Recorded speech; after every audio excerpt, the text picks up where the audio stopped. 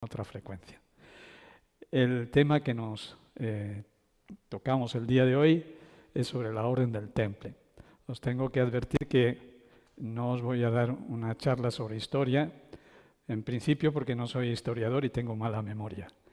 Y en segundo lugar porque la historia pues la podéis ver en internet, hay muchos textos escritos y cada uno pues seguramente los historiadores, como en todas otras muchas cosas, cogen partes y a veces creen que esa parte lo es el todo, ¿no? A lo mejor si uniéramos todas las partes, pues habría una verdad mayor de todo eso, ¿no? Entonces, pues bueno, dejamos al lado la historia y me voy a centrar mucho en la simbología. El canto es fundamental, pero también la imagen. Una imagen también dice más que 1000 palabras, decía mi abuela, ¿no? Entonces, la imagen y la simbología que nos dejaron casi es la única vía que tenemos para recuperar qué realmente es lo que pretendían los templarios. ¿Qué es realmente? Pues una ponencia o una premisa, yo voy a hacer una serie de premisas. Premisa quiere decir algo previo a la misa o a la mesa, algo previo sobre lo cual pues podamos cada quien luego sacar nuestras propias conclusiones. La simbología tiene esa característica y es que el símbolo a cada uno le dice lo que él necesita saber para él. Esa es la magia del símbolo. Entonces un símbolo no puede ser universal para todos igual, porque entonces todos seríamos como fabricados en serie. Entonces nos meten un símbolo y todos respondemos lo mismo, ¿no? Pero como hay multiplicidad y buscamos la unidad dentro de esa multiplicidad, el símbolo es una carretera, una vía para que cada quien a través de sí mismo, sin perder su propia identidad, conecte con esa esencia, sin perder su parte femenina, masculina, alto, bajo, negro, blanco, azul, amarillo, es igual. O sea, cada uno con su propia cultura o tradición puede acceder a través de la simbología al mismo lugar, al mismo sitio, al mismo espacio, al mismo tiempo. Bueno, entonces vamos a empezar con este símbolo que es característico de la Orden del Temple. Es un sello que ellos ponían en sus misivas, sus cartas. Cuando mandaban cartas que solían ser cifradas, pues las lacraban con este símbolo. Entonces ahí ya nos habla mucho dos caballeros sobre un caballo, ¿no? Los historiadores dicen que eran pobres, ¿no? Y entonces pues caballo para dos. Pero de pobres nada, tenían muchas riquezas, para ellos no, pero sí para el grupo. Y entonces no va tanto por ahí la historia, sino nos está hablando de que siempre es conveniente pues el apoyo, ¿no? La camaradería.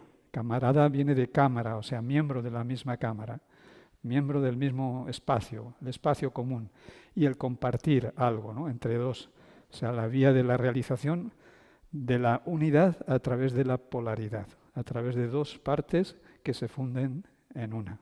Entonces, de ahí nos está hablando de algo mucho más profundo del objetivo de la Orden del Temple como iniciados. Vamos a seguir viendo otras diapositivas. No se habla mucho dentro de la Orden del Temple del aspecto femenino y pues también existe. O sea, no puede haber monjas sin monjes, ¿no? Los guerreros pues sí se dedicaban más a la parte activa, ¿no? Pero las damas también apoyaban en ese sentido. Entonces aquí la polaridad vuelve otra vez a buscar la unidad. Entonces hoy vamos a hacer una presentación previa y en días sucesivos pues vamos a ahondar sobre el tema. Esto es lo que vamos a ver el día de hoy. Ahí vemos también una imagen preciosa, como a través de una imagen se pueden superponer otras imágenes. Eso no es para explicar, es para que cada quien trate de encontrarle un significado. Veremos cómo se puede, a través de la simbología, a través de un método del estudio de la simbología, cada quien extraer sus propias conclusiones. Hay un método que es sencillo, que lo veremos en los sucesivos talleres que vamos a ir abordando. Vamos a hacer primero, bueno, me voy a presentar un poco para que me conozcáis. Vengo de las montañas, me dice Armando, ahora sí, pero también estuve en las montañas de León. Entonces voy a presentar bueno, primero que nací aquí, en Cuenca, un lugar también fabuloso, cuyo emblema también es el cáliz o el grial, del cual hablaremos también, el Santo Grial. Hablaremos de este símbolo también muy mágico, y una estrella de 8 puntas. También hablaremos del significado del 8 como el número del infinito. Esta es mi ciudad. Bueno, yo nací en un pueblo pequeñito, pero aquí también estuve estudiando. Y cuando vayáis a Cuenca, los que no hayáis estado, pues paseáis por esta zona, el Puente San Pablo, la Hoz del Huécar, el río Júcar. La ciudad está en un farallón arriba y por los lados, por este lado y por el de atrás, pasan 2 ríos. Entonces por las noches se ilumina y parece que la ciudad está elevada sobre el cielo, ¿no? Mi primer contacto con la idea del temple o de la orden del temple fue a través de este personaje, Serge Renaud de la Ferrière. Él, de origen francés, nació en París y él tuvo una conexión estrecha, pues quizá por el lugar geográfico donde nació, con sus antecedentes de la orden del temple. De hecho, él cuando empieza su misión pública, pues se enfunda en una capa templaria como para recordar de dónde viene su tradición, sus orígenes. Aunque son muchos más símbolos los que agrega a su vestimenta, o sea, a través de la vestimenta también trata de expresar pues, la síntesis del conocimiento o la unión de muchas tradiciones para esta era que él, pues, a través de ciertos cálculos, dedujo que estamos en la era del Aquarius, ¿no? Entonces, él tiene varios libros, algunos de ellos, por ejemplo, habla de los templarios concretamente y otro del Santo Grial. Pero también habla de los sufíes, los esenios, en fin, de la magia, de la medicina. En el año 48, pues todas estas cosas pues eran como cosas esotéricas ahí, ¿no? Hoy en día nos metemos en Internet, ponemos simbología oculta y vamos a encontrar simbología astral sobre budismo, cristianismo, medicinas alternativas, Tíbet, ¿no? El budismo. Hoy tenemos la posibilidad de acercarnos a todas esas tradiciones. Venimos en un mundo global. Los templarios no tuvieron esa capacidad, aunque la hubieran querido tener. Su propósito era también esa polaridad, unir Oriente y Occidente, y solamente pues se quedaron en el mundo conocido. Entonces el temple hoy, que continúa, no está muerto, está a través del espíritu templario, no de personas concretas, sino de ese espíritu que todavía continúa, pues seguimos en esa misión de unir Oriente y Occidente, y ahora ya más hacia el Oriente, al Occidente y también las culturas precolombinas, ¿no?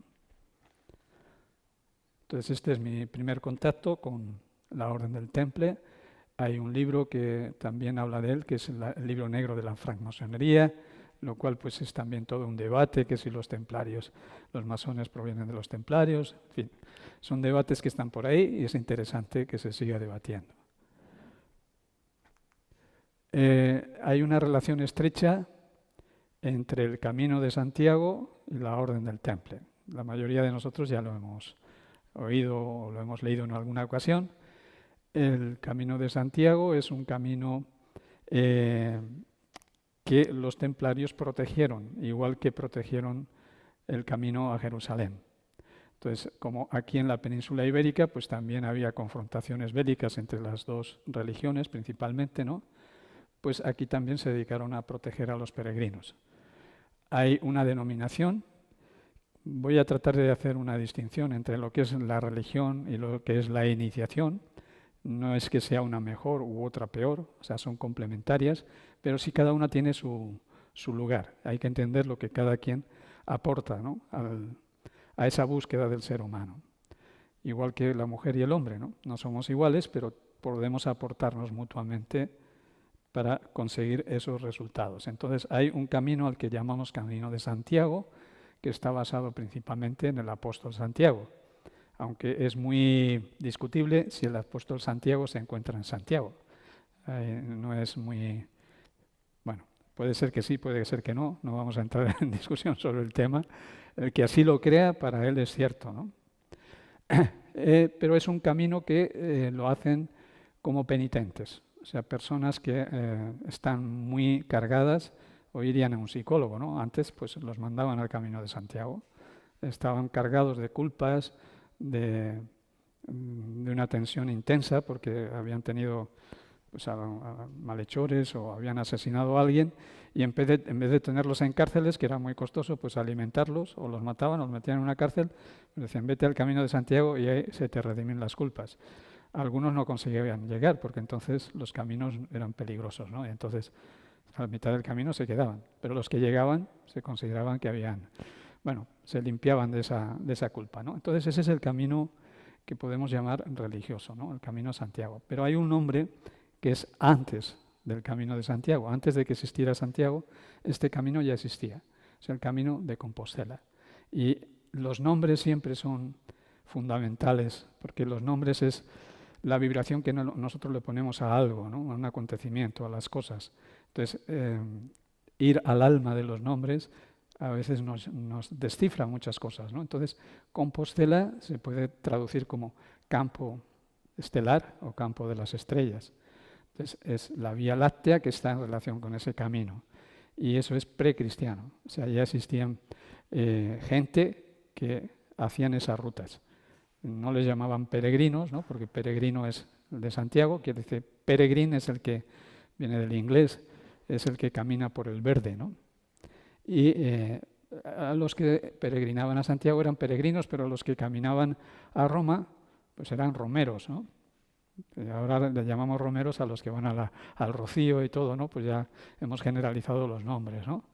Y los que iban a Jerusalén les llamaban palmeros, no eran peregrinos, porque se cubrían con una hoja de palma, pues para protegerse del sol, ¿no? Bueno, son anécdotas de los distintos nombres, ¿no? Varias veces con varios grupos hemos hecho este camino como camino a Compostela, no como camino, bueno, cada quien lo puede interpretar como quiera, ¿no? Pero no como camino de quitarse culpas, sino de adquirir un escalón más elevado, o sea, fundirse con el camino, fundirse con las estrellas, o sea, no tratar de cambiar el camino, sino uno adaptarse al camino. Os voy a contar que estuve aquí, esta es una ciudad que se llama la comarca del Bierzo, un pequeño pueblo que se llama Riego de Ambrós. El nombre este de Ambrós también es interesante. Ambrós es el nombre que tenía el mago Merlín, se llama Ambrós Merlín. Mucha gente desconoce este dato, ¿no? Ambrosio, que quiere decir ambrosía, o tiene que ver con lo eterno. O sea, la ambrosía es con lo que los dioses que eran eternos se alimentaban de la ambrosía, ¿no? Según los griegos. Entonces, tiene que ver con la búsqueda de lo eterno, ¿no? Entonces, este pueblo se llama así, curiosamente, Riego de Ambrós, y aquí estuve viviendo como 5 años, más o menos, en una casa rural con mi compañera Pilar, que la pusimos a funcionar. Y el camino pasa justo por aquí. Y hicimos pues de hospitaleros, o sea, atendíamos a peregrinos que venían, muchos venían de Corea, eran muchos coreanos del sur, ¿no?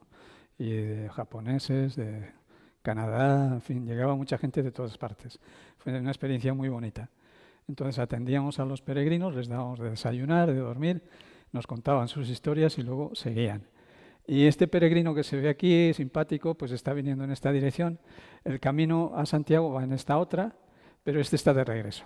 Este ya ha vuelto. Entonces, esto es también interesante porque normalmente se piensa que el camino es llegar a Santiago o a Compostela y ahí se acaba, ¿no? No hay tal cosa. O sea, ahí es donde comienza. O sea, se acaba, pero luego hay que regresar a la casa, al hogar. Entonces, lo importante es regresar al punto de partida renovado. O sea, no llegar allí y quedarse ahí o coger un avión, ¿no?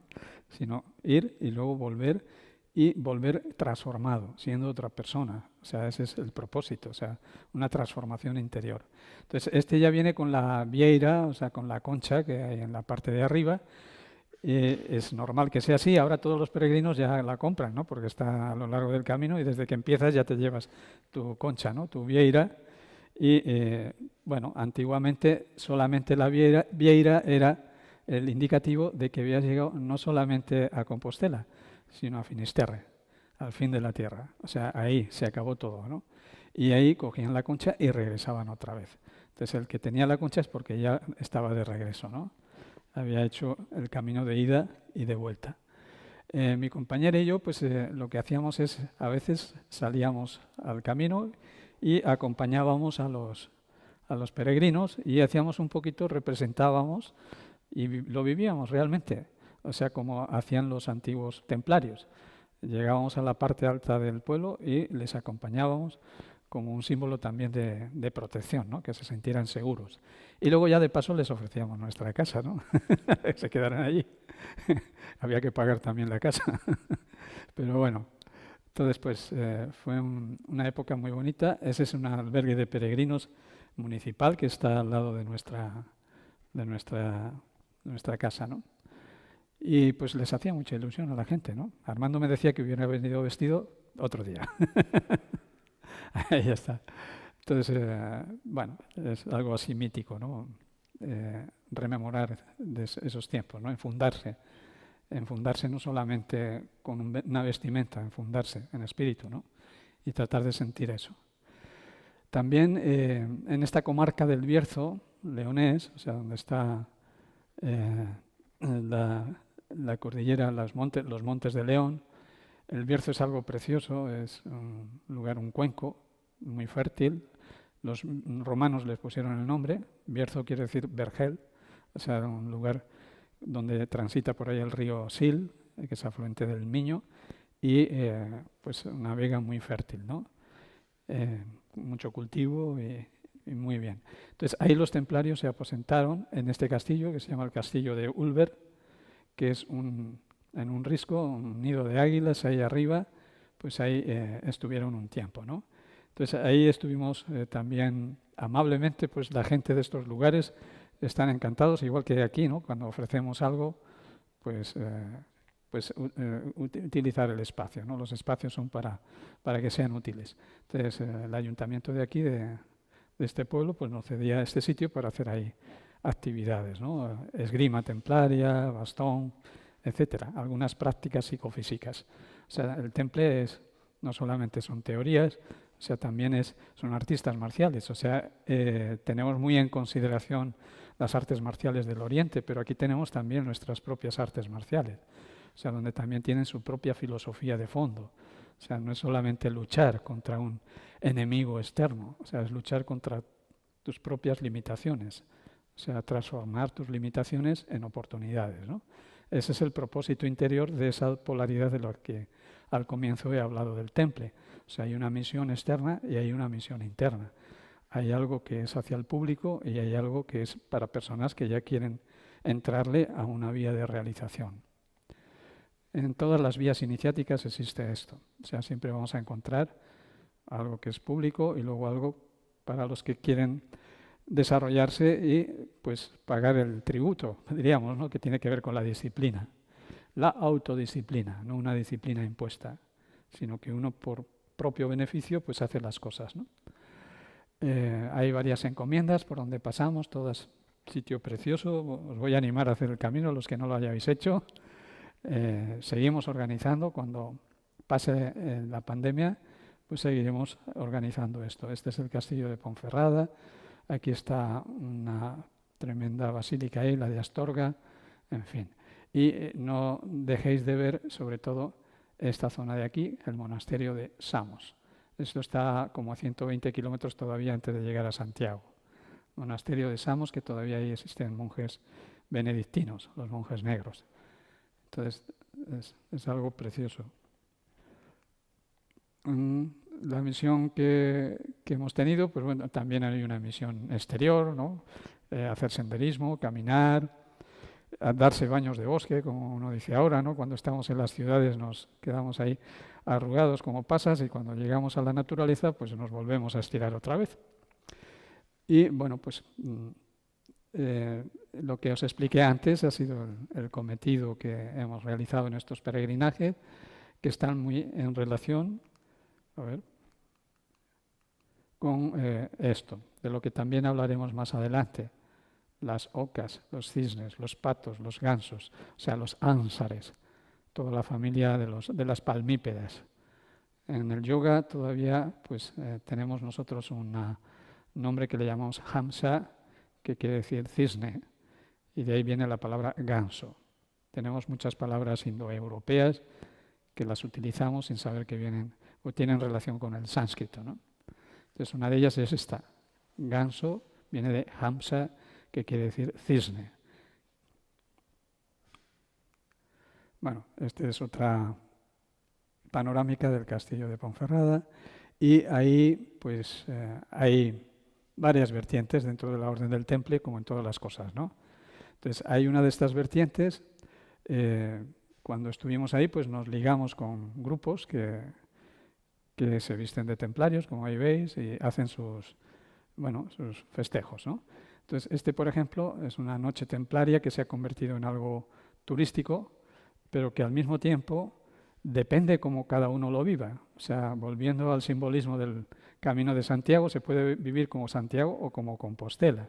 Tú te puedes meter en una celebración de estas con fuegos artificiales, música medieval y pasarlo bien, luego una super cena ahí, a veces de carne y cosas así muy pesadas, pero depende de la persona. Hay personas que esto lo viven de otro modo.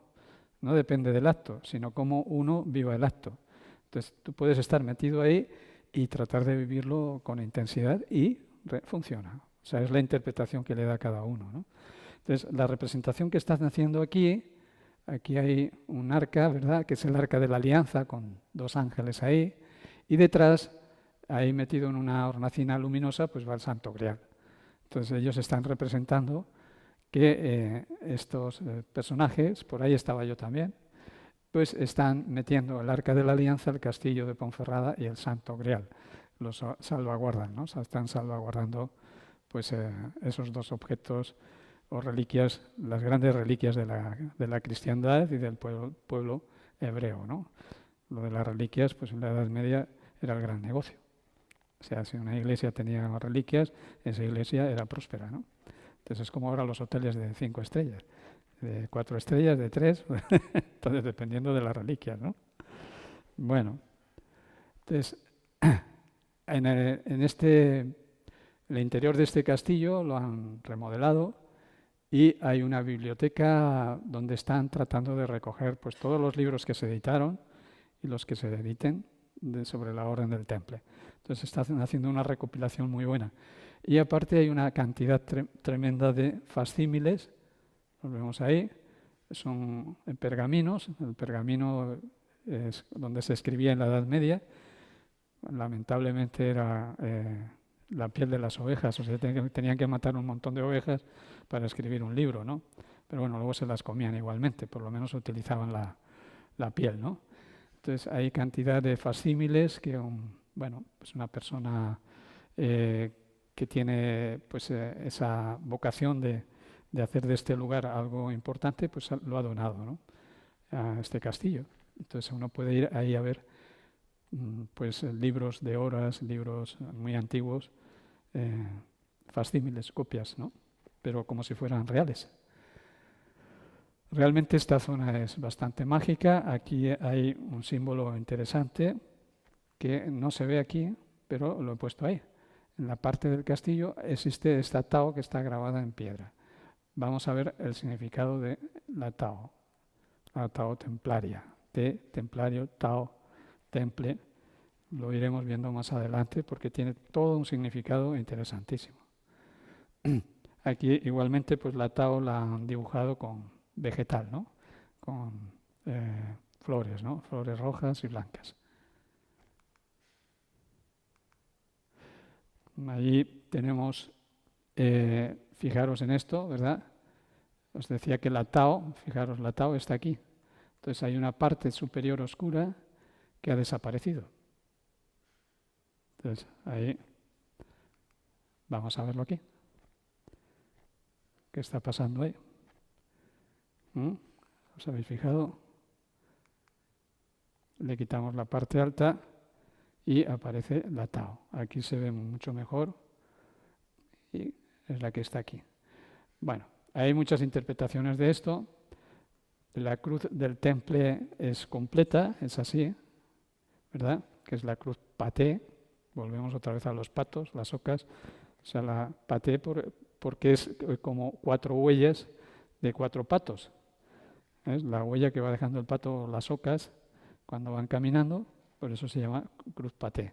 Entonces le quitamos la parte alta y queda la Tao. Entonces, ¿qué está diciendo? Hay una parte oculta ahí, una parte que no es visible. O sea, los lugares donde los templarios dejaron este símbolo no era algo externo. O sea, había iniciaciones internas dentro de la orden.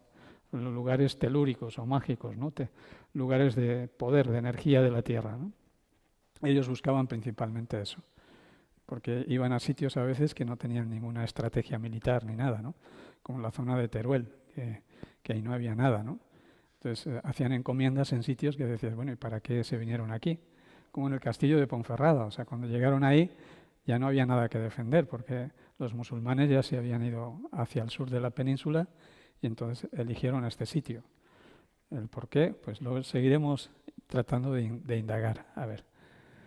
Entonces vamos a tratar de ir más allá de los libros de historia, como ya os estoy mostrando en esto. Y una de las maneras de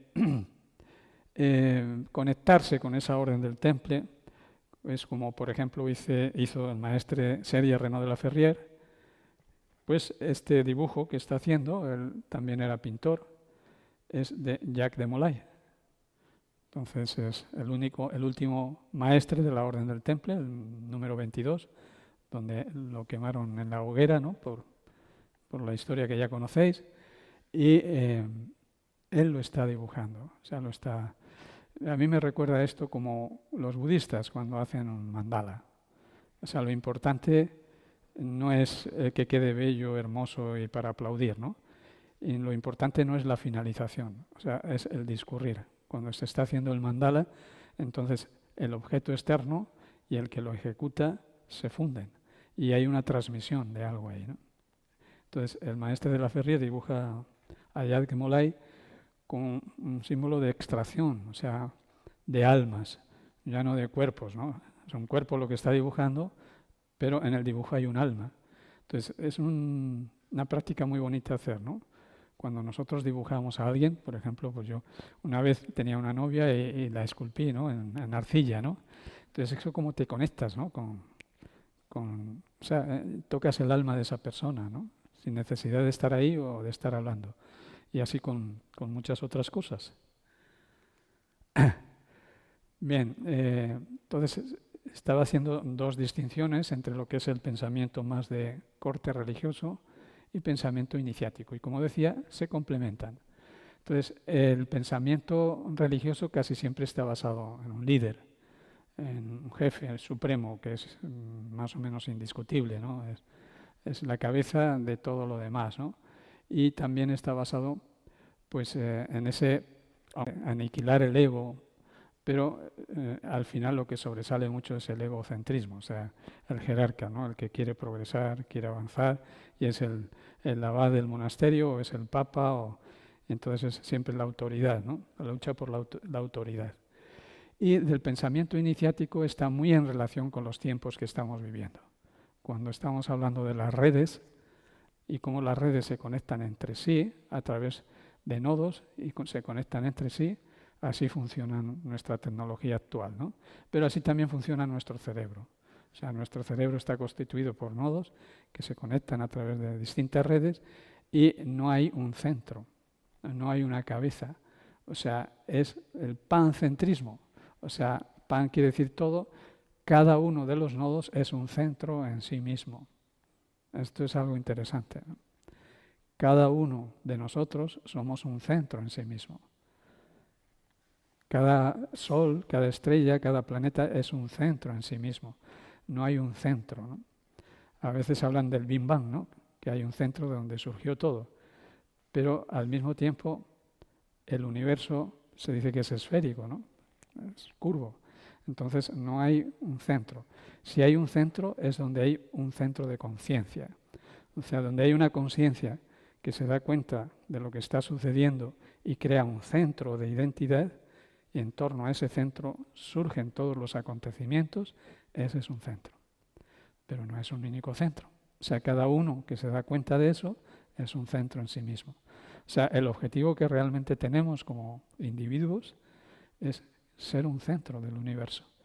Y como colectivo, unirnos en red con otros centros para crear el cerebro del planeta. O sea, las células pensantes de este globo terráqueo somos los seres humanos.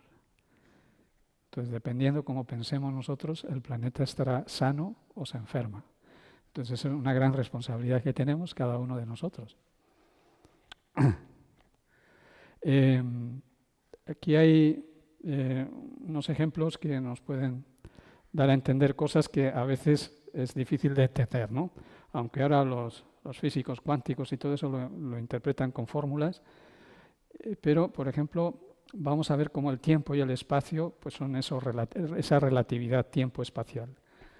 El otro día escuché una conferencia muy buena de un astrónomo que decía que todo el mundo, o sea, la velocidad y el espacio son relativos, porque todo se mueve con relación a otra cosa. O sea, si yo tengo aquí un objeto y yo estoy aquí, sé a la velocidad que me muevo con relación al otro objeto. Si no existe el objeto, no tengo punto de referencia, no sé si me estoy moviendo.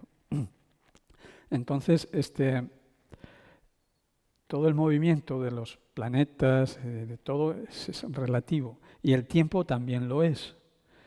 Pero hay algo, parece ser que fue en el que lo descubrió, que no es relativo, que hay una velocidad constante, que siempre es la misma, que es la velocidad de la luz.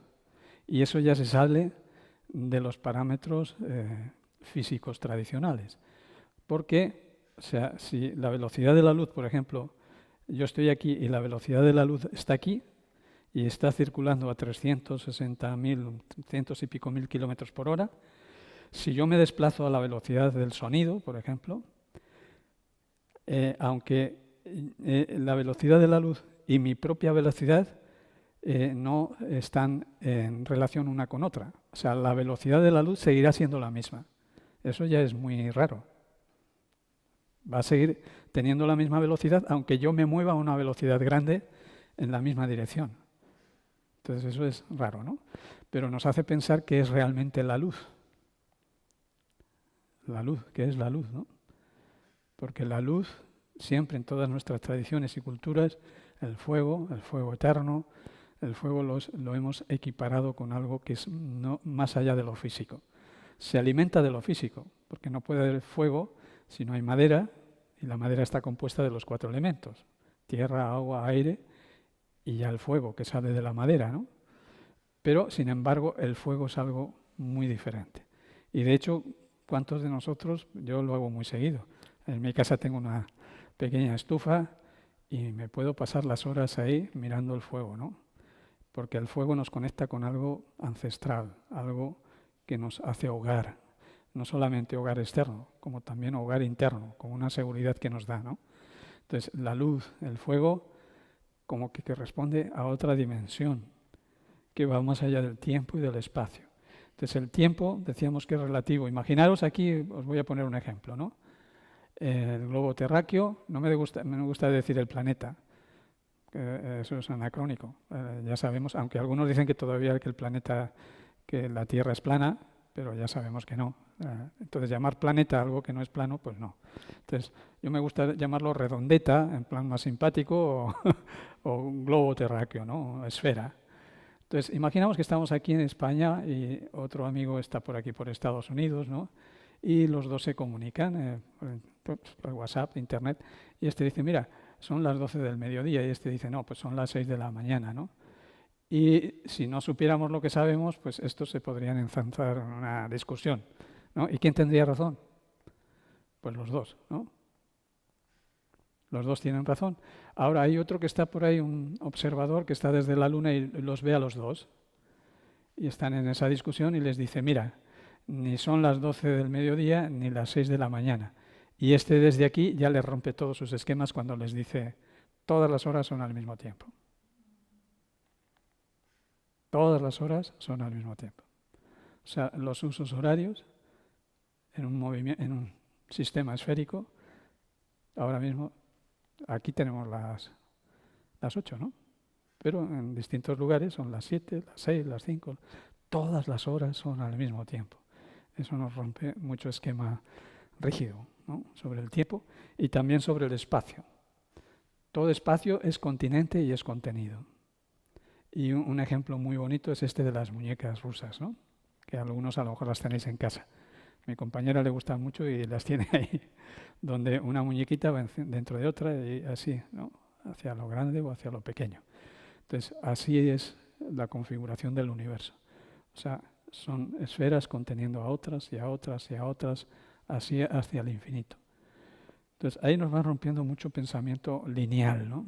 Y entramos más en un pensamiento divergente, creativo, que nos conecta más con la esencia.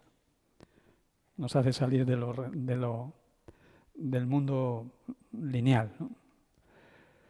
Bueno, aquí no me voy a meter mucho porque esto habría que verlo muy despacio, sobre los 4 hemisferios, 2 hemisferios, izquierdo-derecho, pero luego frontal y también posterior. Y tendréis que decir que pensáis de, bueno, que esto que tiene que ver con la orden del temple. Pues sí tiene que ver, ¿no? Porque aunque ahora nos lo podemos explicar de una forma más eficiente, porque tenemos más información, este tipo de estudios también lo realizaban ellos. Por eso su símbolo era la cruz. Aquí está la cruz. O sea, son el cuaternario típico donde todo se puede encajar. Entonces, tenemos... le doy al revés. Entonces, quieto. Ahí, bueno. Tenemos un hemisferio racional y otro hemisferio que es intuitivo. Estamos así, ¿no? Izquierdo, derecha. Y cada uno de nosotros tenemos una tendencia. Un hemisferio que es más de iniciativa y otro que es más conservador. La religión trata siempre de ir hacia el pasado.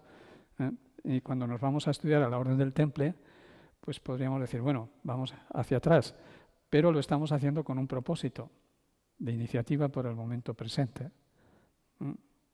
Entonces, y se van alternando. O sea, hay momentos a lo largo de la historia, y en nosotros también, a lo largo de nuestra propia historia, donde podemos tener un pensamiento así. O sea, con la punta, la estrella esta de 5 puntas mirando hacia arriba, que sería el pensamiento más de tipo iniciático, o sea, donde se trata de abrir camino, de abrir brecha. Es un pensamiento creativo que libera del estrechismo, ¿no? Dice, ¡pum!, todo es posible, vamos a investigar, a ver. Tiene que ver con la creatividad y con la ética individual. La ética individual, que a veces va en contraposición con la moral colectiva. Eso lo podemos haber vivido muchas veces, donde estamos en un tipo de cultura donde hay una norma y dices, oye, yo no, por ejemplo, ¿no? Donde yo vivo se meten los cazadores, ¿no? Y lo moral es, pues porque así lo dice la costumbre y lo dicen las normas, pues ir a pegar tiros por ahí y matar animales, ¿no? Porque así lo hicieron los reyes y eso es de prestigio, ¿no? Afortunadamente eso se está acabando, pero bueno, todavía existe eso, ¿no? Entonces, hay esa moral establecida, ¿no? Está bien matar animales porque así somos ecologistas y mantenemos el equilibrio ecológico, ¿no? Así como se disculpan. Pero entonces cuando yo llego ahí digo, no, eso no, para mí no es esa moral. O sea, yo tengo una ética personal que no voy a matar a otro ser vivo. Entonces a veces puedes entrar en confrontación tu ética individual con la moral colectiva, ¿no? Entonces, bueno, entonces se van alternando, como decía, y aquí vemos otra estrella de 5 puntas que está hacia abajo, aquí hay otra dentro que va hacia arriba, entonces se van alternando en distintas épocas. Prevalece el pensamiento más de tipo religioso, donde se utilizan mucho los rituales, también el pensamiento iniciático, pero con distinta trayectoria. Eso lo iremos viendo a lo largo de... No quiero decir ahora todo, porque tenemos como 3 días por delante, ¿no? Lo iremos viendo a lo largo de los siguientes días. Entonces, bueno, entonces tenemos cómo se alterna. ¿Y cómo se alterna esto? Pues así. Hay un movimiento sideral. Vamos a ver el momento histórico de la Orden del Temple ahora, y hay un calendario estacional. El movimiento sideral tiene que ver con las constelaciones. Cuando salimos, yo lo hago mucho allí en mi casita, cuando no hay mucha contaminación lumínica, y entonces sales y ¡pum!, y está el cielo ahí que te quedas alucinando, ¿no? Es toda una meditación, ir a un cielo nocturno y ponerse a mirar las estrellas. Es muy aconsejable, ¿no? Entonces ves todas las constelaciones que están así, pues, a lo largo del cielo, Y esas constelaciones son franjas específicas del cielo. Esas franjas específicas del cielo o estrellas, grupos de estrellas, ¿no? Entonces, eso corresponde con un movimiento astronómico que se llama sideral. Y luego hay otro movimiento que depende del calendario estacional. Los dos se superponen. El uno es como muy real, el otro también, pero tiene una connotación simbólica. O sea, por ejemplo, aquí Aries, signo de Aries, la constelación de Aries. Fijaros que aquí está el carnero. Vamos a distinguir las constelaciones con el nombre del animal, carnero, y el signo con el nombre en latín, Aries. Y no coincide el uno con el otro. ¿Por qué? Porque esto está sucediendo una cosa de este tipo. O sea, se mueve así. Se mueve así. Ese movimiento se llama movimiento de precesión equinoccial. El punto Aries, hubo un momento que estaba señalando aquí, a la constelación de Aries. Pero se ha ido moviendo, se mueve a razón de 71 grado cada 72 años. En total tarda 25.920 años, que corresponde con esto que se ve aquí en el centro. Son las estaciones, o sea, Aries, Tauro, Géminis, primavera. Ahora estamos Aries, Tauro, Géminis, esta es la primavera, ¿no? Aquí sería el verano, el otoño y el invierno. Entonces, las estaciones siempre son las mismas. O sea, va a empezar el 21 de marzo y son fijas, ¿no? Entonces, pero lo que se va moviendo es el punto vernal sobre las constelaciones, como habéis visto como es rota, que depende de ese movimiento de la Tierra. La Tierra tiene un movimiento, tiene varios, tiene como 12 o más, pero hay tres principales: rotación, traslación y este tercero que se llama precesión de los equinoccios. Traza un círculo señalando cada 25.920 años vuelve al punto de partida. Entonces, este movimiento de la Tierra, fijaros que el ecuador estaría por aquí, es que el que hace que coincida el ecuador de la Tierra con el ecuador celeste, con las estrellas. Y entonces esa coincidencia el 21 de marzo es lo que se llama el punto Aries, punto vernal, es el que se va moviendo.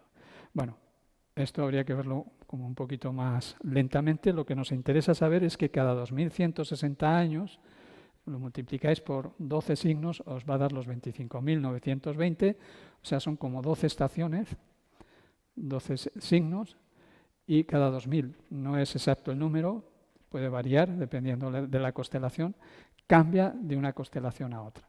Aquí está un poquito más gráficamente entendible lo que es la banda zodiacal y lo que es el ecuador de la Tierra. Entonces, la prolongación del ecuador de la Tierra con respecto al ecuador celeste, donde se cruza, ahí es el punto vernal.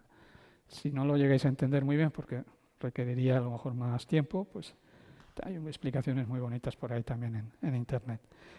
Lo que digo que nos interesa saber principalmente es esto.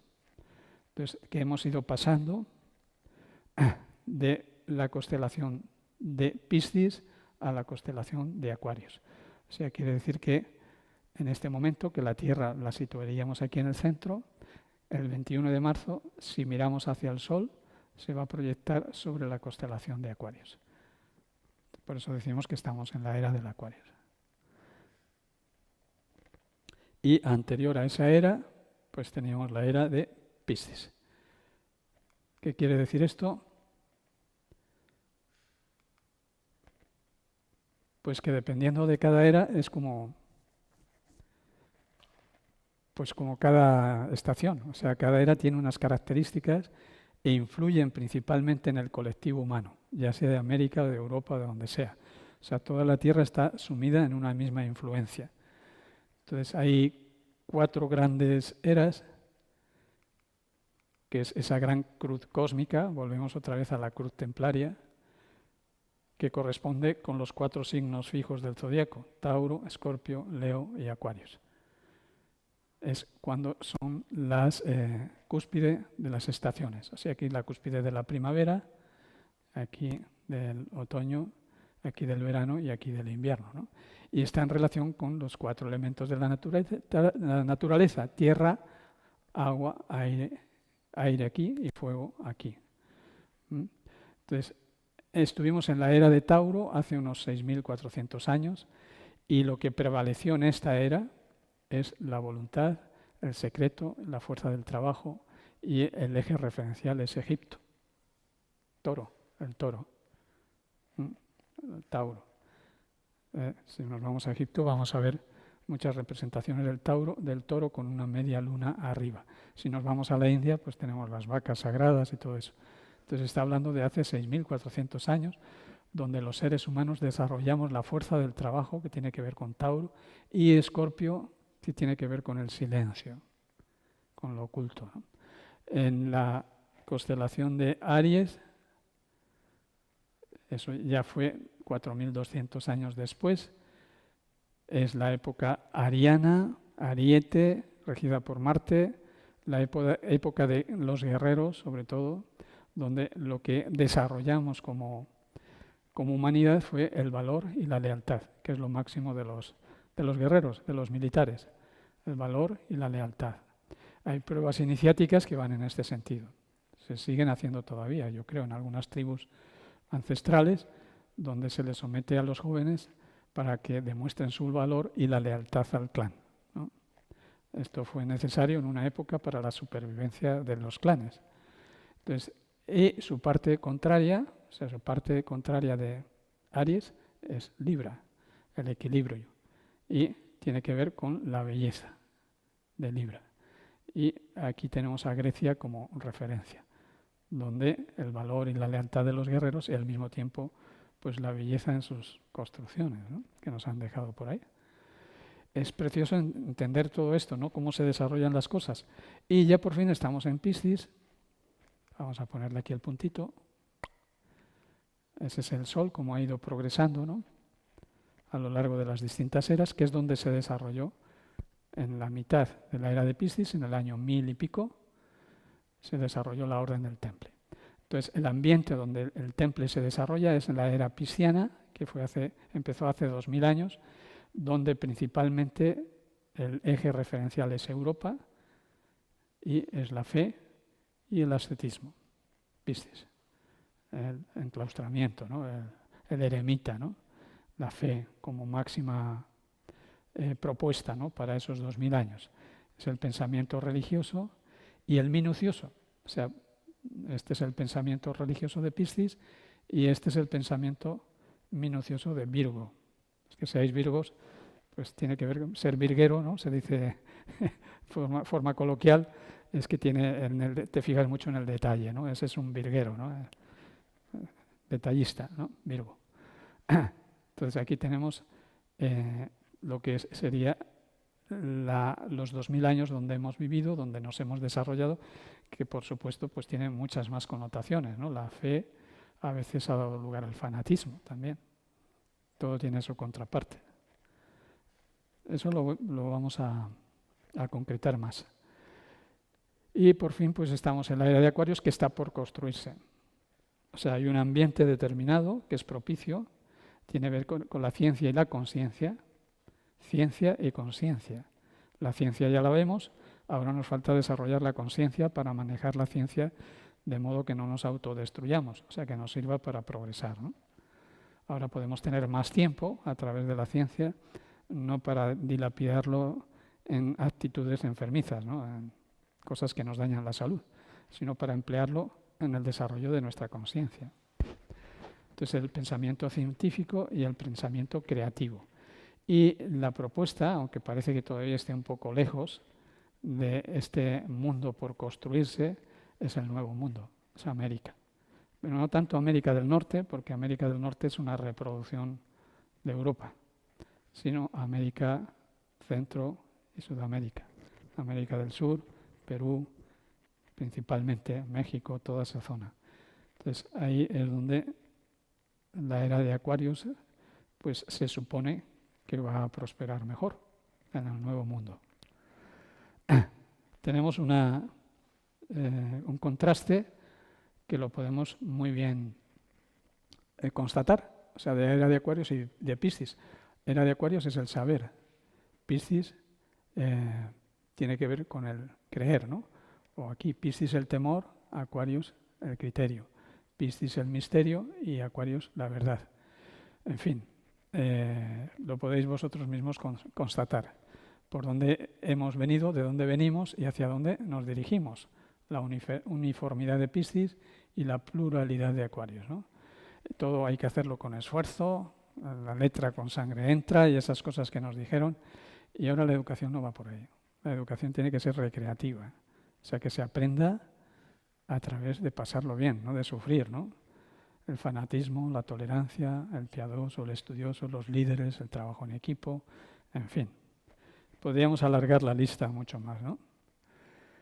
Bueno, ¿de dónde procede la orden del Temple? Pues estos son algunos símbolos de otras tradiciones, ¿no? Tenemos la tradición del yoga con el símbolo del Aum, la tradición del Temple, que es una bandera negra y blanca con la cruz patea en el medio, y esto está representando las culturas precolombinas, que es una espiral que va hacia afuera y luego otra espiral que va hacia adentro con un sol.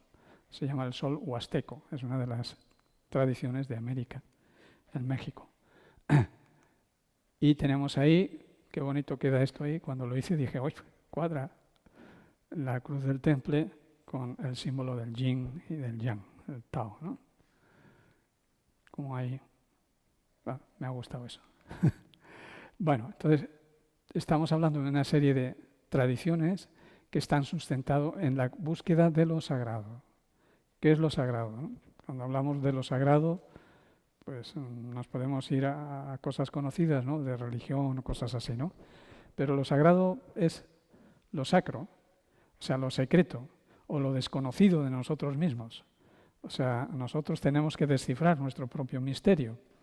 Entonces, eso es la búsqueda de lo sagrado. Luego hay corrientes o hay tradiciones o creencias que nos plantean una forma de llegar a lo sagrado. Pero al final cada uno es el que tiene que descifrar eso sagrado dentro de sí mismo. Y eso sagrado lo han buscado nuestros antepasados, es lo que llamamos la tradición, que es el acúmulo de las experiencias humanas.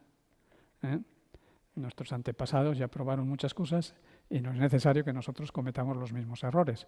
O sea, los seres humanos somos seres que aprendemos, o sea, a través de nuestros antepasados, nuestros ancestros, nuestros padres, pues nos enseñan ciertas cosas, ¿no? Para no cometer los mismos errores que ellos, ¿no?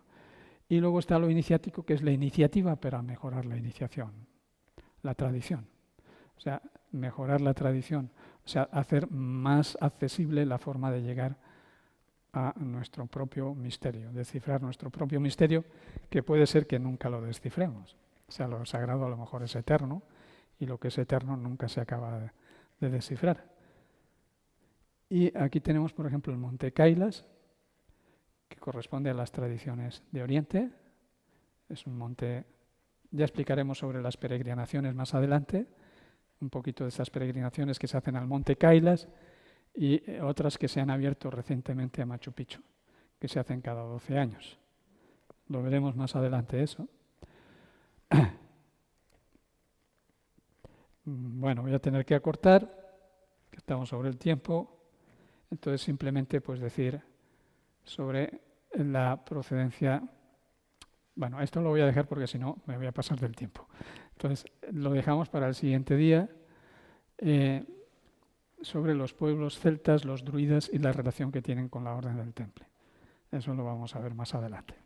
Entonces lo vamos a dejar ahí para dar lugar también a que cada quien quiera aportar ideas, los que tengáis alguna cosa que decir, pues con mucho aprecio, todo es bienvenido. Decía mi maestro que la verdad es el conjunto de todas las verdades. No hay una sola verdad, sino uniendo todas se hace una gran verdad, una gran luz. Las pequeñas aportaciones de cada uno hacen un gran esplendor. Bueno, pues si queréis comentar algo, vamos a tener tiempo para seguir profundizando. Y mientras tanto, pues, ¿queréis comentar algo, decir algo? ¿Podemos poner la luz, por favor? Uy, qué cambio, ¿no? Sí. Vale, pues darte las gracias, Luis, por toda la presentación que nos has dado. Para que me ponga aquí. Quizás te puedes... Pues estoy en el estrado. Has hecho mención en tu presentación sobre talleres, y es que Luis quiere llevar a cabo aquí unos talleres la semana que viene. Aquí hay unos folletos. Pues el lunes, miércoles y viernes de 7:30 a 9, pues explicativos más sobre la orden del temple y diferentes aspectos. Entonces, si tenéis interés, ahí están estos folletos y los podéis tomar al salir. Y por lo demás, si tenéis algún comentario, alguna pregunta que os gustaría hacer. Es que nos has dejado ahí apabullados totalmente. Bueno, sé que es un poco denso el tema. Mira, yo lo que te pediría es, si alguien te hace una pregunta, que tú la repitas, porque como no vamos a pasar el micrófono, Vale. entonces la gente no va a entenderlo por internet, no va a poder leer, no va a poder escuchar la pregunta, entonces tú la resumes brevemente para internet. Como lo conozco a él hace más de 25, 27 años, en la CFU, Ah, cuando tenías el pelo gris, y ahora ya tienes el pelo ya canoso. Y soy muy amigo de Felipe, de Granado, era de la CFU. Y conocí a la CFU ahí en la calle de Cabeza antes de la división, la separación, ¿te acuerdas? Que organizaba unas comidas los sábados, comidas vegetarianas. Le tienes que hacer una pregunta. Acuerda, es que estamos en YouTube. Tienes que, por favor, hacer una pregunta. La pregunta básica es ponerme al día, actualizar qué ha pasado con la CFU. bueno, es que no es un tema ahora no es un tema para tratar aquí. Si quieres a nivel personal, después hablamos de esto, ¿no? Porque si no, nos saldríamos del tema de la orden del temple. Yeah. Tú sí, vamos a ver esto en plan zen. Si de repente y alguien te dice, dime en 3 palabras o dime en 10 palabras, ¿cuál es la esencia del temple para ti ahora, en este momento?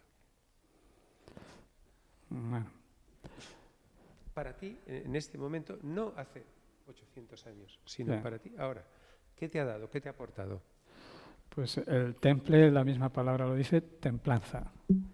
Y templanza quiere decir templado, o sea, no irme mucho a los extremos. Quizá ha sido el aprendizaje que yo he tenido que llevar a cabo, cada uno tenemos el nuestro. Entonces, no ser muy intransigente por un lado o muy tolerante por el otro y buscar una vía del centro, que es la que también se busca a través del yoga y de otras tradiciones.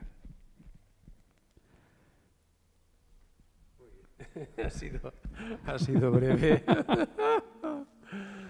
Y ahora, por diferencia, yo sé que has estudiado muchos caminos espirituales, eres profesor de yoga, etcétera.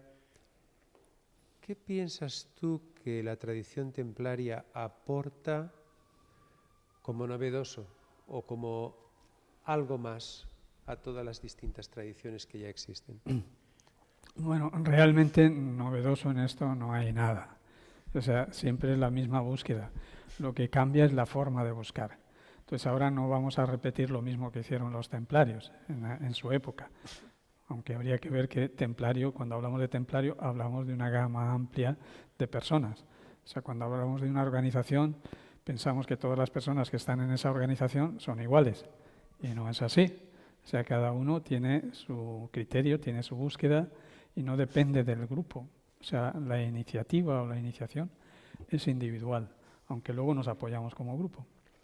Entonces, lo que puede aportar hoy en la Orden del Temple no es nada nuevo. O sea, simplemente se actualizan las formas, que ya no se trata de ir a luchar contra los sarracenos, ni nada de ese tipo, que no lo hacían los templarios iniciados, sino los templarios guerreros. Entonces, ahora mismo es ese sincretismo entre todas las culturas, tradiciones, religiones, unir Oriente, Occidente, Norte, Sur. Ese sería el propósito si existiera hoy la Orden del Temple en su recorrido histórico, si no se hubiera disuelto. Hoy los templarios, pues algunos harían yoga, otros harían artes marciales, o sea, lo que hacemos muchos de nosotros, porque en realidad nosotros somos aquellos. O sea, a mí a veces cuando me dicen, es que has heredado de tus antepasados tal cosa, ¿no? Yo pienso, ¿cómo? Eso no va con las leyes naturales. O sea, yo no heredo de otros, yo heredo de mi propio antepasado. O sea, iría en contra de la ley natural que me caiga algo gratuito o que gratuitamente me ocurran las cosas. Entonces, lo que me está ocurriendo a mí como persona no lo heredo de mi abuelo, sino lo heredo de mí mismo. Yo me heredo a mí mismo. Lo que yo haga ahora, en el futuro, hablando de la reencarnación, pues es la compensación que voy a tener o las dificultades que voy a tener. Pasa en la vida misma. O sea, lo que vas desarrollando, pues lo vas acumulando. Lo que no, pues no. Y como la vida es eterna, pues seguramente hay muchas posibilidades. Muy bien, muy bien. ¿Alguno tiene ganas, deseos de pinchar a nuestro orador esta tarde? A Miguel Ángel tiene cara de preguntón. Sí, O de aportador, ¿te quieres aportar algo también? Yo con Miguel Ángel aprendí muchas cosas. Estaré agradecido siempre. Un momento donde andamos de templarios, pero obligados en el ejército.